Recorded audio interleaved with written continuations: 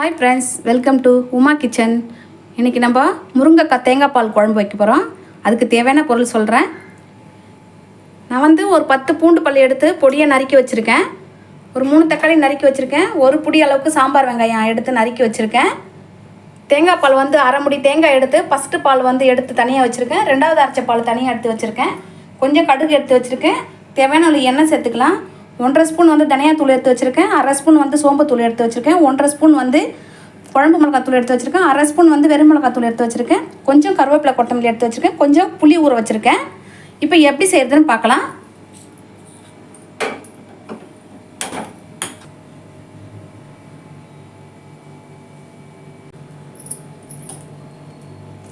இதுக்கு நார்மல் எண்ணெய் ஊற்றாமல் நான் தேங்காய் எண்ணெய் சேர்க்குறேன்.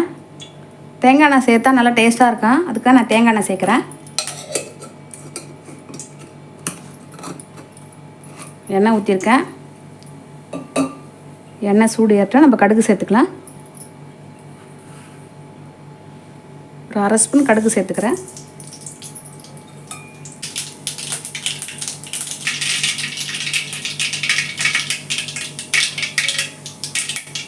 இப்போ பூண்டு சேர்க்குறேன்.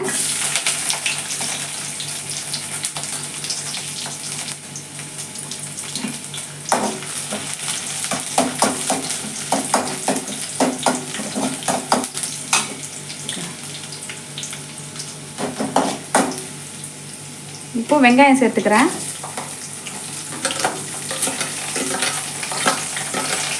சாம்பார் வெங்காயம் தான் நல்லா பொடியை நறுக்கி வச்சுருக்கேன்.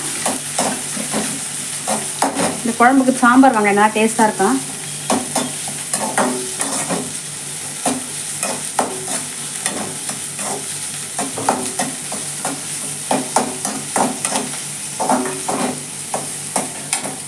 இப்போ கருவேப்பிலை போட்டுக்கிறேன்.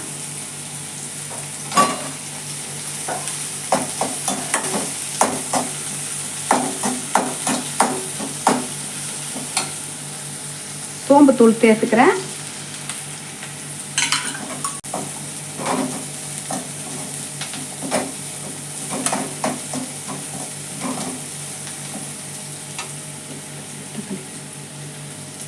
இப்போ தக்காளி சேர்க்குறேன்.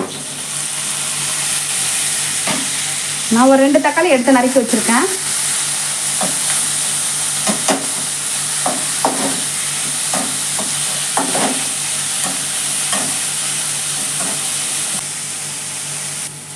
இப்போ வெங்காயம் தக்காளி வதங்கிடுச்சு. இப்போ காய் சேர்த்துக்கலாம்.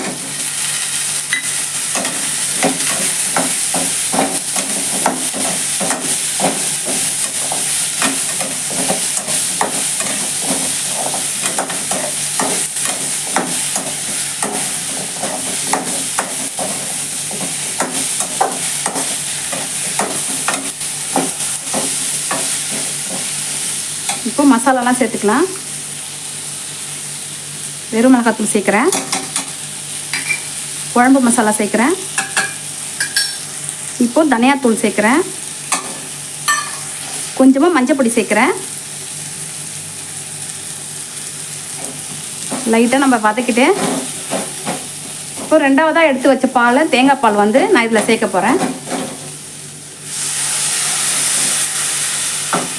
ஃபஸ்ட்டு எடுத்து வச்சுக்கிற பால் அப்புறமா சேர்த்துக்கலாம்.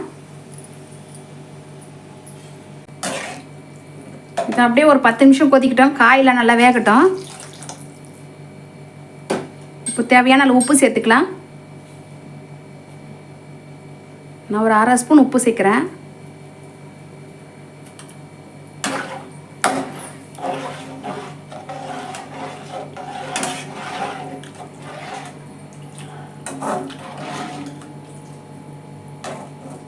இது இப்படியே கொதிக்கிட்டோம்.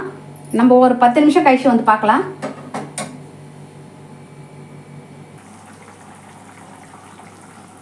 இப்போ காய் நல்லா வெந்துருச்சு. இப்போ லைட்டாக நம்ம புளி கரைச்சல் அதில் சேர்க்கலாம். லைட்டாக சேர்த்துருக்கேன். 2 நிமிஷம் கொதிக்கிட்டோம். கொதிக்க விட்டு ஃபஸ்ட்டு பால் எடுத்து அதில் சேர்த்துடலாம். இப்போது இந்த புளி நல்லா கொதிச்சிடுச்சு. இப்போது இந்த தேங்காய் பாலை சேர்த்துக்கிறேன். இந்த தேங்காய் பால் ஊற்றிட்டு ரொம்ப கொதிக்க விடக்கூடாது. லைட்டாக கொஞ்சம் அப்படியே கொதி வர பார்க்கும்போது டக்குன்னு நம்ம இறக்கிடணும். இல்லைன்னா திரிஞ்சிடும் பால்.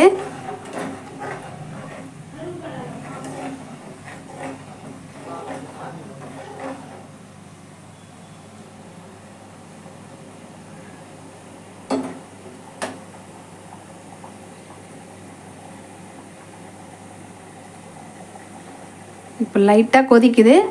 இப்போ ஸ்டவ் ஆஃப் பண்ணிடுறேன்.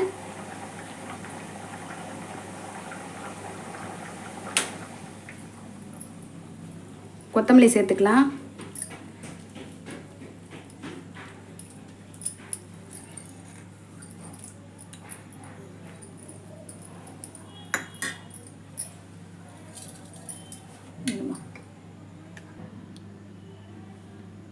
முருங்கைக்காய் தேங்காய் பால் குழம்பு ரெடி ஆயிடுச்சு பாருங்கள். சூப்பராக இருக்கும். கண்டிப்பாக ட்ரை பண்ணுங்கள். மறக்காமல் சப்ஸ்கிரைப் பண்ணுங்கள், லைக் போடுங்க, ஷேர் பண்ணுங்கள்.